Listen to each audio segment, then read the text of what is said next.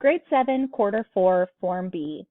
From High Poverty Schools Struggle to Have Winning Football Teams by Austin American Statesman, adapted by News ELA.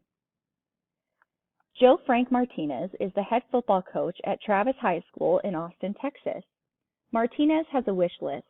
He wants new helmets for his players, decent meals for his freshmen, and to replace the 14-year-old benches and 20-year-old squat racks in the weight room.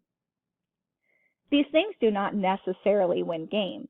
However, Martinez said he would have a better shot at winning with the resources to better train and feed his players.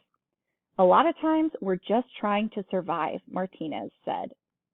In the last 2 years, Travis High's football team has only won one football game. 79% of the school's student body is from low-income families. Travis High School is not the only Central Texas school with a high rate of student poverty that is struggling to win football games. An analysis of 41 Central Texas high schools' football records over the last 10 years revealed a correlation. The wealthier the student body, the better the football team. Schools with low student poverty rates won 59% of their football games between 2008 and 2018. Comparatively, those with high student poverty won 36% of their games. At schools where students come from wealthier families, football players eat team meals at Italian restaurants. They train at elite facilities and attend private camps paid for by their parents. So close, yet so different.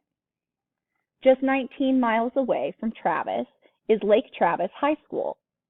Only 10% of Lake Travis students come from low-income families, compared with 79% of students at Travis. Lake Travis has newer and better amenities, thanks in part to its wealthier community. The school has won 91% of games between 2008 and 2018, including 5 state championships. Parents run a booster club that organizes game day events with food trucks, DJs, and games. Over the years, the community has also provided funding for new weight room equipment and an 8,000-seat stadium. Club president Gabe Elisser said each of their 3 major fundraisers generates more than $50,000 on average. Elisser and district officials recognize the role parents and the community play in a football program's success. District spokesman Mark Alvarado said community support allows coaches to focus on the game and their players. Not many districts are as fortunate, Alvarado said. The talent is there, just not the money. Travis High School does not have a football booster club. Before games, the coaches slap together homemade turkey sandwiches for the team to eat. The Austin district provides schools with just enough money to cover the basics like jerseys, helmets, padding, and buses for away games.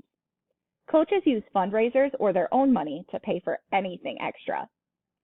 I've maxed out credit cards before, Martinez said. If I don't get the money back, then so be it. It's something that we've got to do. Martinez also helps to coordinate 3 fundraisers a year that typically bring in $1,000 to $2,000 each. This extra money goes toward food for the players or equipment repair. Coaches at low-income high schools believe their players have the same talent as those at wealthier schools. Their players simply have a harder time realizing that potential due to poverty-related challenges. Students from families with lower incomes often come to campus with less athletic experience because their parents cannot afford expensive sports training. Students might not be able to give up as much time to sports because they might have to work jobs or babysit siblings.